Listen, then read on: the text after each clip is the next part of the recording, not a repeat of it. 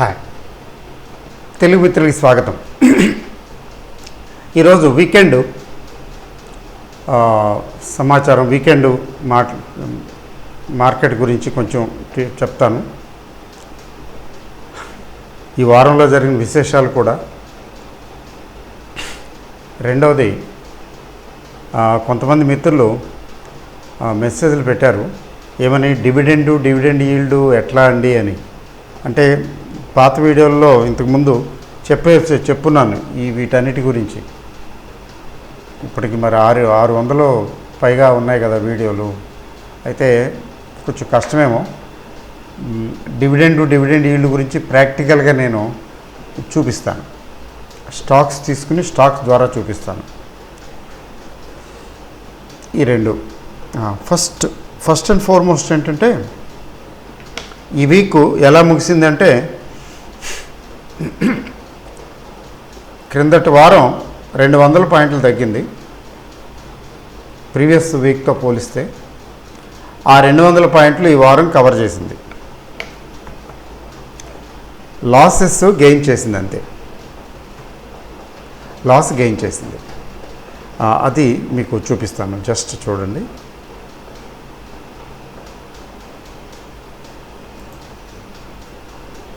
ఒకసారి చూడండి మీరు, you will be able to see. ఇది వీక్లీ చార్ట్ అండి. లాస్ట్ 6 monthsకి తీసుకున్నాను. ఇక్కడ చూడండి, లాస్ట్ వీక్ ఈ వీక్ కంపేర్ చేసుకుంటే, లాస్ట్ వీక్ 11,240 దగ్గర స్టార్ట్ అయ్యి కిందకి 11,060కి వచ్చింది. ఈ వారం 11,050 దగ్గర స్టార్ట్ అయ్యి ఇంకా కిందకి కూడా వెళ్ళింది రండి. 11,600 దగ్గర నుంచి 11,050 దగ్గర నుంచి మళ్ళీ 11,200 దగ్గరికి వచ్చింది. అంటే ఎక్కడి నుంచి కిందటి వారం హై, కిందటి వారం ఓపెనింగు, ఈ వారం క్లోజింగు. కిందటి వారం క్లోజింగు, ఈ వారం ఓపెనింగు. కిందటి వారం ఎక్కడ క్లోజ్ అయిందో అక్కడే ఈ వారం ఓపెన్ అయింది. కిందటి వారం ఎక్కడైతే ఓపెన్ అయిందో అక్కడ క్లోజ్ అయింది. Previous weeks opening is current weeks closing, previous weeks closing is current weeks opening. అంటే సింపుల్గా చెప్పాలంటే, 200 పాయింట్లు తగ్గింది కిందటి వారం. రెడ్ కనపడుతున్నది కదా, దాని పక్కన చూడండి లేటెస్ట్, ఆ 200 పాయింట్లు కవర్ చేసింది. కొంచెం కష్టపడుతున్నది. అయితే అలా అని చెప్పి వీక్గా లేదు సుమా. ఎలా అంటే చూడండి, ఇక్కడ వీక్ చూడండి, చిన్న కింద తీగలాగా సన్నగా కిందకు వచ్చింది కదా.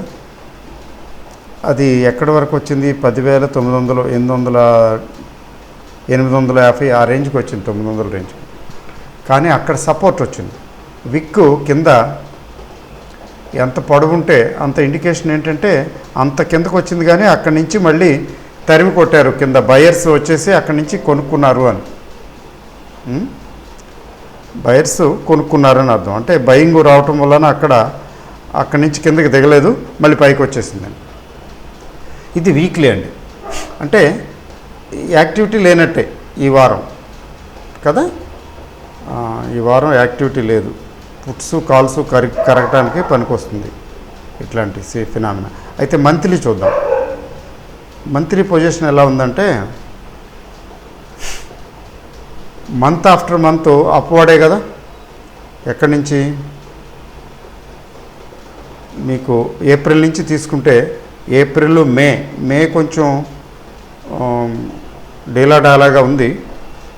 ఆ మే తర్వాత జూన్ పెరిగింది, జూలై బాగా పెరిగింది. ఈ జూలై లాస్ట్ మంత్ చూడండి, ఇది ఓపెనింగు 10,290 ఎలా కనబడుతున్నది. క్లోజింగు 11,070, 11,080. మీరు ఇందులో తమాషా గమనించండి. ఇది చూడండి, ఇది జూన్ నెల కన్సిడరబుల్గా ఎక్కడి నుంచి జూన్ నెల ఎక్కడి నుంచి మొదలైందంటే 9,700 దగ్గర మొదలయ్యి డిసైసివ్గా 10,300కి వచ్చింది. అది బేస్ వేసింది. June month is the month of the base. 10,000 cross అయింది. అక్కడి నుంచి ఎక్కడైతే క్లోజ్ అయిందో జాగ్రత్తగా చూడండి. ఎక్కడ క్లోజ్ అయింది? 10,300 రేంజ్లో క్లోజ్ అయింది కదా. నెక్స్ట్ మంత్ ఓపెనింగే 10,300 range. Same previous months closing current months opening అయింది.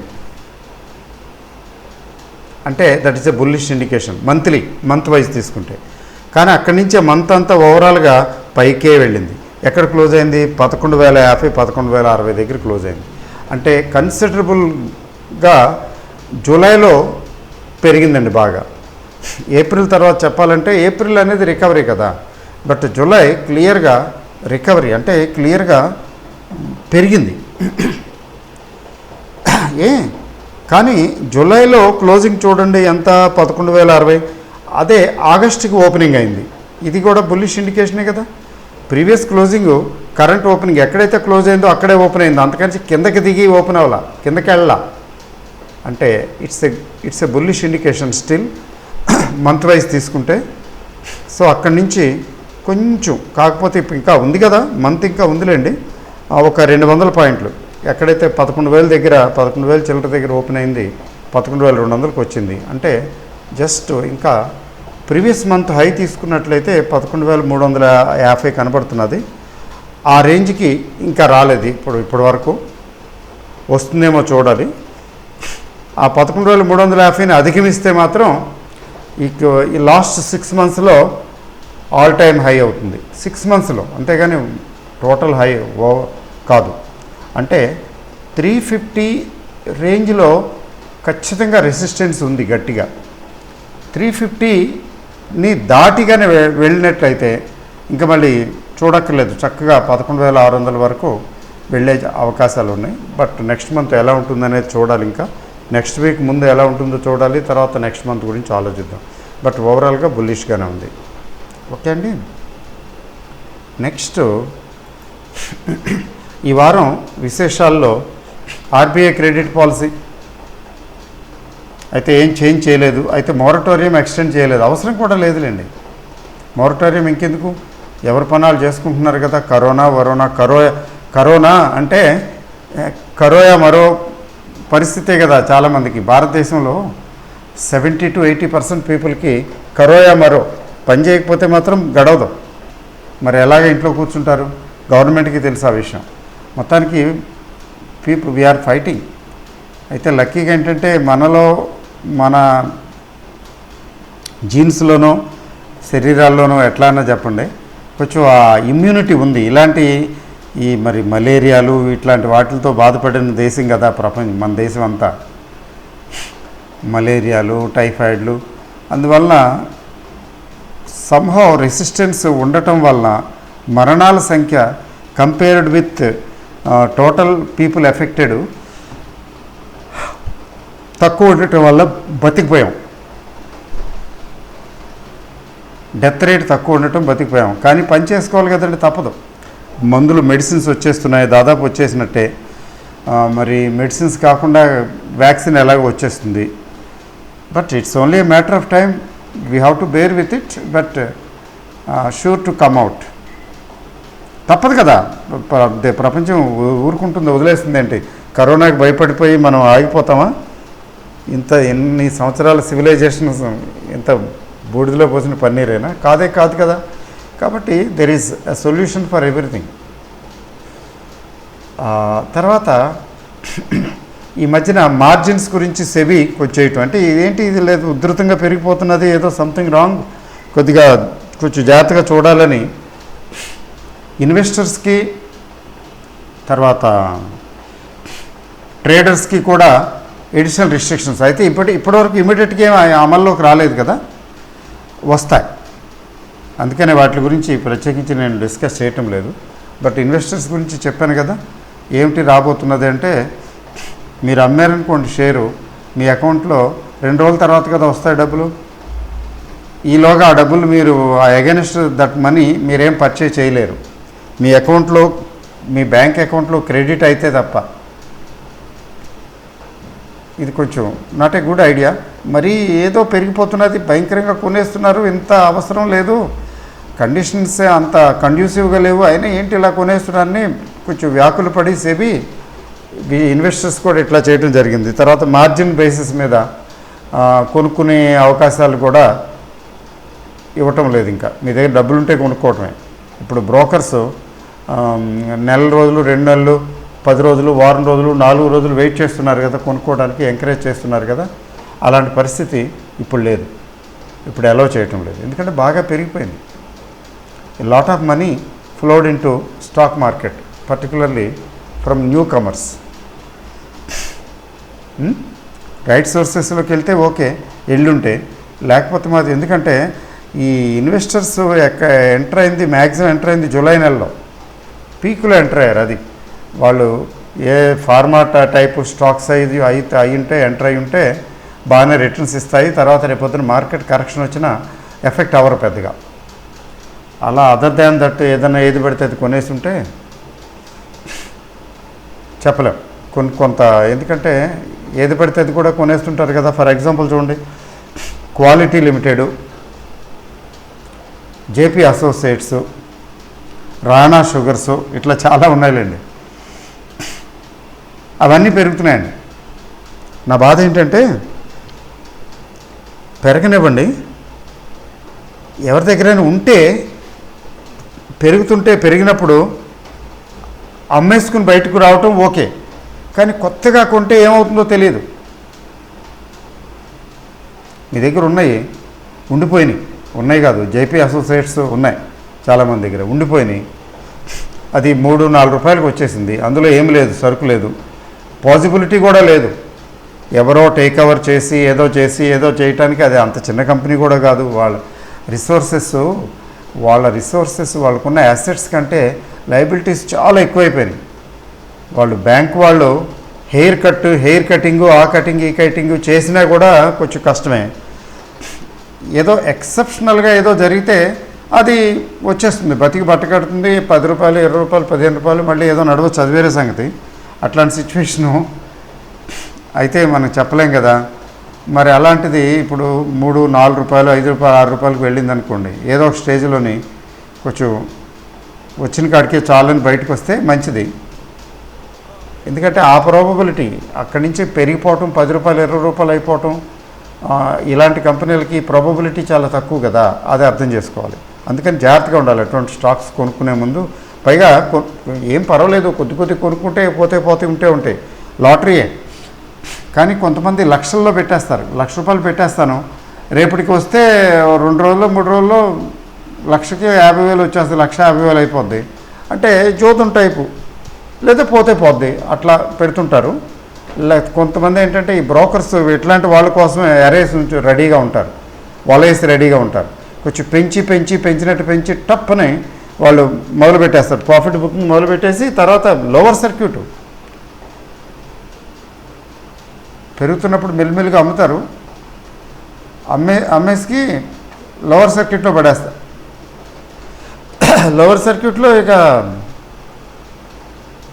దెర్ ఈజ్ నో బయర్, మీరు అమ్ముకుందామన్నా కుదరదు. ఇట్లాంటివన్నీ ఫేస్ ఉన్నారు కదా, మీకు తెలిసిన విషయమే కదా, కొంచెం జాగ్రత్తగా ఉండాలి. అది అలాంటి ఏమీ స్ట్రెంగ్త్ లేని షేర్లు కూడా పెరుగుతున్నాయి అంటే ఏంటంటే ఇది ఈ ప్రజెంట్ డే అంటే ప్రజెంట్ పీరియడ్ భూము ముగింపుకు రాబోతున్నది అని అర్థం.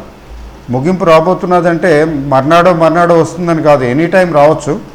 It may take even weeks, కొన్ని వారాల తరబడి ఇలా ఉంటూ వారాల తర్వాత రావచ్చు, ఒక్కోసారి 1-2 నెలల తర్వాత రావచ్చు. బట్ ఏంటంటే such a thing is possible, జాగ్రత్తగా ఉండాలి.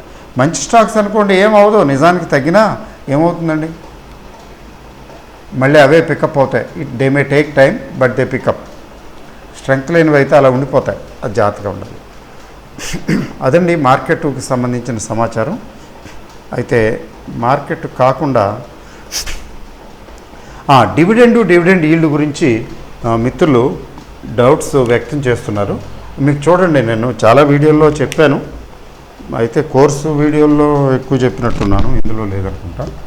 సరే చెప్తాను చూడండి. డివిడెండ్ ఈల్డ్కి ఒక ఆయన ఎక్స్ప్రెస్ చేసింది ఏంటంటే ఫేస్ వాల్యూ మీద కదండి ఉంటుంది, బ్యాంక్ వడ్డీ కంటే ఎక్కువ ఎలా వస్తుంది అంటున్నాడు. అన్నీ రావు తమ్ముడు, బ్యాంక్ వడ్డీ కంటే ఎక్కువ కొన్ని స్టాకుల్లోనే వస్తాయి. మీకు ఫేస్ వాల్యూ మీదే ఉంటుంది. మీకు కంపెనీ చూడండి, జస్ట్ ఎగ్జాంపుల్, తెలియని వాళ్ళు వినండి, తెలిసిన వాళ్ళకి అక్కర్లేదు. For example company equity 1 crore shares ఉన్నాయనుకోండి. 1 crore ఎందుకులేండి, 1 లక్ష తీసుకుందాం. 1 లక్ష షేర్లు ఫేస్ వాల్యూ 10 రూపాయలు అనుకుందాం. 1,00,000 షేర్లు ఉన్నాయి కంపెనీలో. తర్వాత ఫేస్ వాల్యూ 10 రూపాయలు. సిఎంపి కరెంట్ మార్కెట్ ప్రైస్ లేదా మార్కెట్ ప్రైస్ ఎలా అని అనుకోండి. ఈ కరెంట్ మార్కెట్ ప్రైస్ 100 రూపాయలు అనుకుందాం. ఇప్పుడు మార్కెట్ ప్రైస్ దీనికి 100 రూపాయలు ఉంది. 10 రూపాయల షేరు ఒరిజినల్గా 10 రూపాయలు ఫేస్ వాల్యూ, అది 100 రూపాయల దగ్గర ట్రేడ్ అవుతున్నది కదా. కంపెనీ డివిడెండ్ డిక్లేర్డ్ పర్సంటేజ్ ఉంటుంది, జనరల్గా మోస్ట్లీ పర్సంటేజే ఉంటుందిలేండి. Percentage on face value declared 10%, 20% అనుకున్నాం. ఇంకా 20% కూడా వద్దులేండి.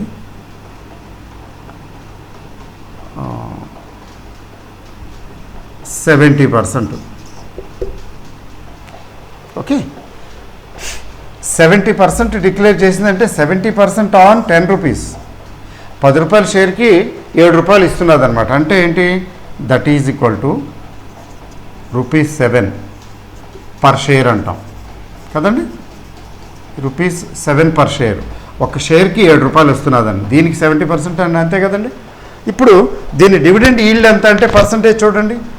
డివిడెండ్ ఈల్డ్ మనకి అది వాడు ఎంత పర్సెంట్ ఇచ్చాడు అన్నది కాదు, యాక్చువల్గా మార్కెట్ ప్రైస్తో పోలిస్తే మనకి ఎంత గిట్టింది, ఎఫెక్టివ్ రేట్ ఎంత, ఆ ఎఫెక్టివ్ రేటే డివిడెండ్ ఈల్డ్ అంటాం.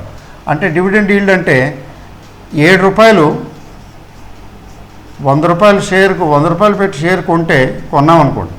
100 రూపాయల షేర్ మార్కెట్ వాల్యూ మీద 7 రూపాయలు వచ్చిందంటే ఎంత వచ్చిందండి, 7% వచ్చింది. ఇంటీరియము ఫైనల్ అలా ఉంటాయి, మొత్తం కలిపి చూసుకోవాలి ఒక సంవత్సరంలో. అంటే 10 రూపాయలకి 7 రూపాయలు ఓకే, వాళ్ళు డిక్లేర్ చేసింది 70%. కానీ యాక్చువల్గా మన మార్కెట్ ప్రైస్తో పోలిస్తే దాంతో లెక్కేసుకుంటే 7%. 7 అవుట్ ఆఫ్ 100 రూపీస్ పెట్టి షేర్ కొంటే 7 రూపాయలు డివిడెండ్ వచ్చిందంటే మనకి 100 రూపాయల్లో 7 రూపాయలు వెనక్కి వచ్చేసినట్లు లెక్క వచ్చేస్తున్నదని. అట్లా తీసుకున్నట్లయితే ఎన్ని సంవత్సరాలకి మార్కెట్ ప్రైస్ పెరగలేదు అనుకుందాం, ఇంతే ఉందనుకుందాం, ఎన్ని సంవత్సరాలకి మన డబ్బులు మనకు వచ్చేస్తాయండి? 7, 15, 105 కదా. అంటే 15 ఏళ్ళు అంతేనా? 15 సంవత్సరాలకి మన డబ్బులు డివిడెండ్ రూపంలో వచ్చేస్తాయి. అట్లా అన్నమాట. ఆ క్యాల్కులేషన్ అక్కర్లేదనుకోండి. మనం 100 రూపాయలు బ్యాంకులో వేస్తే సంవత్సరానికి 5 రూపాయలు 5.5 వస్తుంది నా లెక్క ప్రకారం. అంతకని ఎక్కువ 6 వస్తుంది అనుకుందాం పోనీ. కానీ దానికన్నా ఇది ఎక్కువ కదండి. అంటే డివిడెండ్ ఈల్డ్ స్టాక్స్ కొనుక్కుంటే డివిడెండ్ అంత బాగా ఇస్తున్నాయంటే లాభాలు గడిస్తున్నట్టే కదండి లెక్క. నష్టాల్లో ఉన్నవి డబ్బులు క్యాష్ సర్ప్లస్ క్యాష్ లేనివి, ఫ్రీ క్యాష్ ఫ్లోస్ లేనివి డివిడెండ్లు ఇవ్వలేవు కదండి. ఫ్రీ క్యాష్ ఫ్లోస్ ఉంటే కదా, డబ్బులు సంపాదిస్తుంటే కదా. మరి డబ్బులు సంపాదిస్తున్న కంపెనీ డివిడెండ్ అంత ఇస్తున్నదంటే మార్కెట్లు రోజుకో రకంగా ఉంటాయి, పెరుగుతాయి తగ్గుతాయి. కానీ ఈ కంపెనీలు, ఇలాంటి కంపెనీలు మార్కెట్ జోరుగా ఉందనుకోండి, వీటికి ముఖ్యంగా వీటి కండిషన్స్ కూడా కొంచెం ఇంప్రూవ్డ్ అనుకోండి, మార్కెట్ జోరు కొంత వీటి కొంత ఈ రెండు కలిస్తే అప్పుడు ఒక్కోసారి ఇవి గ్రోత్ కూడా బాగా ఇస్తాయి. 50%, 60%, 100% పెరుగుతాయి. అప్పటి వరకు డివిడెండ్ ఎంజాయ్ చేసేది, ఆ తర్వాత బాగా పెరిగిందే 50% పెరిగిందే అమ్మేసుకుంటాను. నిన్న డిస్కస్ చేసాం కదా నిన్నటి వీడియోలో. సో చాలామంది చాలా చక్కగా పార్టిసిపేట్ చేస్తున్నారని నేను ఇన్నాళ్ళు గమనించలేదు నిజం చెప్పాలంటే. సో మీ మెసేజ్లు నిజంగా చాలా బాగున్నాయి, అంటే ఎంకరేజింగ్గా ఉన్నాయి. సో ఏంటంటే ఎన్ఎండిసి అనుకున్నాం, ఎన్ఎండిసి 85, 90 అనుకున్నాం. మరి 90 అనుకుందాం, ఇప్పుడు 90 రాలేదు, ఇంకా 90 అనుకుందాం. 120 రావడానికి పెద్ద ఎంత ఎక్కువ టైం పట్టకపోవచ్చు. ఎందుకని fundamentally okay, strong share, government చక్కగా మైన్స్ మినరల్స్ అన్నీ వాటి కంట్రోల్లో ఉన్నాయి, ప్రొడక్షను అది కొంచెం మార్కెట్ బాగున్నా, ఎకానమీలో కొంచెం ఇది వచ్చినా, ఎక్కడ తేడా, ఎక్కడ యాక్టివిటీ మొదలై ఇది వచ్చినా ఇవేమవుతుంది, 90 నుంచి 120 రావడానికి ఎక్కువ టైం పట్టదండి. అంటే 30 రూపాయలు అంటే 1/3. మీరు ఏ బ్యాంకులో వేస్తే వస్తుందండి 30 రూపాయలు, 120 రూపీస్ అంటే 30%, అంటే 40%, 30%. ఎక్కువ టైం పడుతుందా?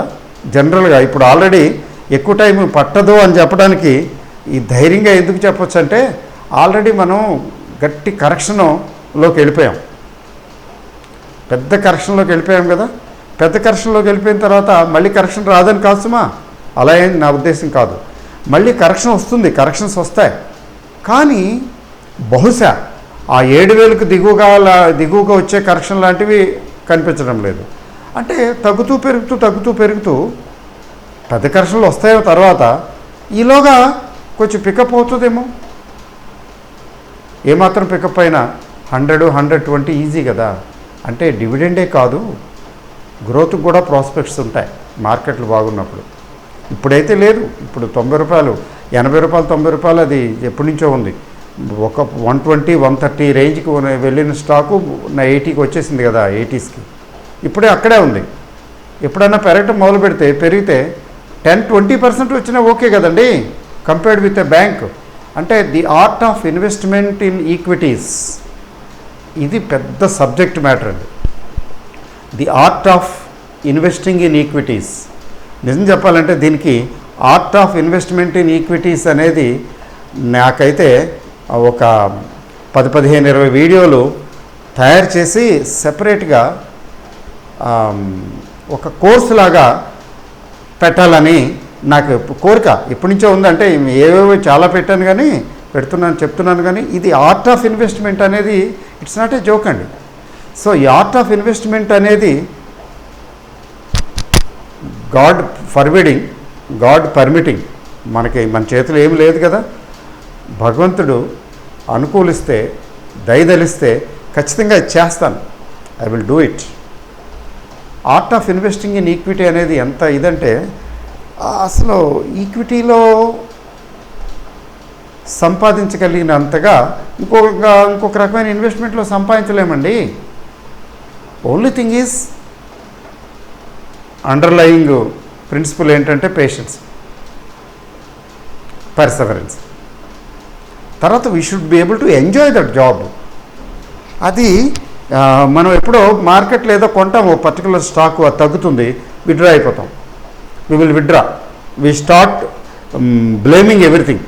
సమ్టైమ్స్ ఒక్కోసారి బ్రోకర్స్ని బ్లేమ్ చేస్తాము, మార్కెట్ని బ్లేమ్ చేస్తాము, కంపెనీని బ్లేమ్ చేస్తాం, లేకపోతే నాబోటి వాళ్ళు ఏదైనా చెప్తే అది తగ్గినప్పుడు వాళ్ళని బ్లేమ్ చేస్తాము. ఇట్లా కాదు. You should generate interest and you should enjoy investment in equities. అది ఆ ఆర్ట్, ఆ స్కిల్ కొంచెం నేర్చుకోవాలి, నేర్చుకుంటూ వెళ్ళాలి. Art of investment in equities అనేది, అందుకనే దానికి ఆ టైటిల్ కూడా అది కరెక్ట్ టైటిల్ అని అనిపిస్తుంది. ఆర్ట్ ఇది స్కిల్ అంటే ఎంత స్కిల్లో అంత ఆర్ట్ కూడా. స్కిల్ కంటే ఎక్కువ ఆర్ట్ అనే చెప్పాలి. స్కిల్, ఆర్ట్ రెండు కాంబినేషను. సో అందువల్ల ఏంటంటే, మీరు గమనించారో లేదో, ఈక్విటీస్లో ఇన్వెస్ట్ చేసేవాళ్ళు దీనికి అలవాటు పడి, అంటే ఎక్కువ కాలం నుంచి చేస్తూ ఉన్నవాళ్ళు, చేసేవాళ్ళు ఇట్లా నేను చెప్పినట్టుగా జేపీ అసోసియేట్స్ రేపటికో Idea Cellular, Idea Vodafone Idea రేపటికల్లా ఎల్లుండి పెరిగిపోతుంది అనుకుని కొంటుంటారు చూసారా, బల్క్లో కొనేస్తారు, ఎక్కువ కొనేస్తారు. అట్లాంటి వాళ్ళకి మనం ఏం చేయలేమండి. అట్లా కాకుండా కొంచెం ఒబ్బిడిగా నిదానంగా కొంచెం జాగ్రత్తగా సెలెక్టివ్గా చేసుకుంటూ ఉండేవాళ్ళు చాలామంది చాలా సంపాదిస్తున్నారు కదా, మీకు కనిపించరు వాళ్ళు. హిమాలయాల్లో ఋషులు మనకు కనిపిస్తారా? ఇక్కడ కనిపించరు కదా. అలాగే పురుషులందు పుణ్య పురుషులే వేరియా అని ఈ ఇన్వెస్ట్ చేస్తున్న వాళ్ళు, బోల్డ్ డబ్బులు సంపాదించిన వాళ్ళు ఉన్నారు. వాళ్ళు హార్డ్ కోరు, వాళ్ళు ఏంటంటే ఇక వాళ్ళు అదొక పెర్మనెంట్ ఫీచర్ లాగా అది చేసుకుంటూ వస్తున్నారు, ఇన్వెస్ట్ చేసుకుంటూ వస్తున్నారు. They know, they have the taste and సంపాదిస్తున్నారు కూడాను. అంతేకాదు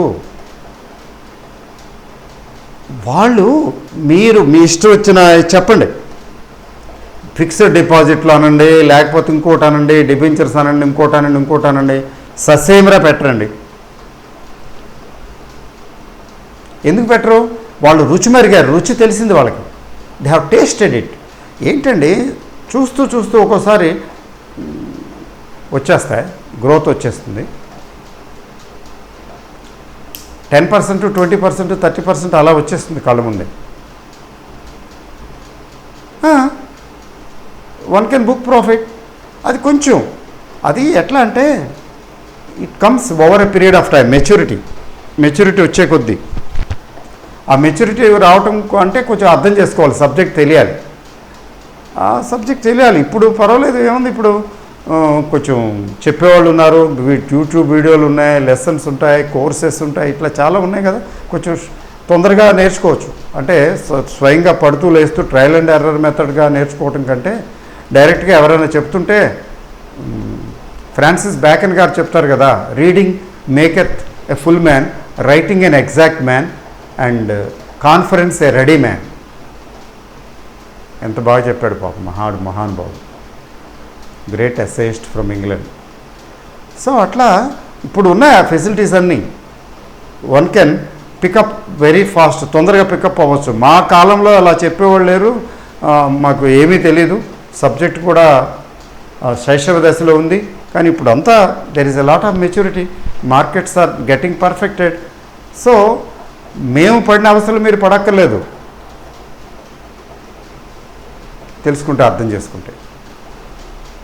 the art of investing in equity. Okay అండి. మరి ఎవరో చెప్తారు పుస్తకం రాయండి అని. ఆ రాసేకి ఒకటి టైం లేకపోవటం, రెండవది ఏంటంటే అలవాటు తప్పిపోయింది.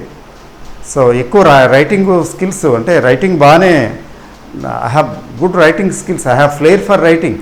అదే తర్వాత ఏంటో ఏమైందో తెలియదు, కానీ మొత్తానికి పోయింది ఆ స్కిల్లు. ఇప్పుడు స్కిల్ పోలేదు, ఇది పోయింది, ఆ ఒరవడి లేదు. ఎప్పుడన్నా వస్తే టైం కుదిరితే రాస్తానేమోలేండి. I will certainly do that also.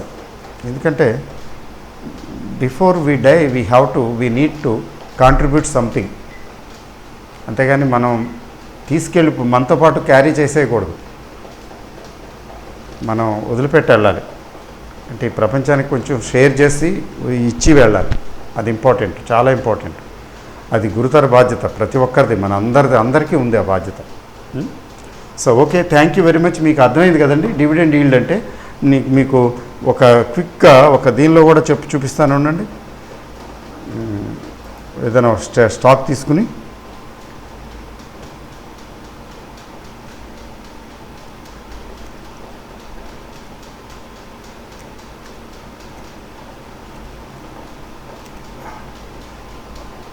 తీసుకుని చెప్పేస్తాను.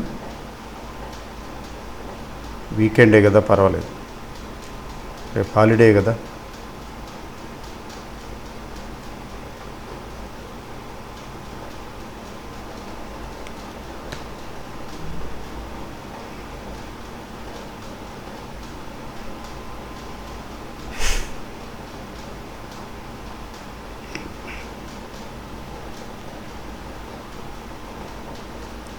ఆర్ఈసీ తీసుకోనండి.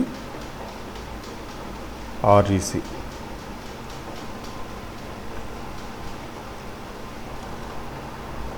చూడండి, రూరల్ ఎలక్ట్రిక్ కార్పొరేషన్ లిమిటెడ్.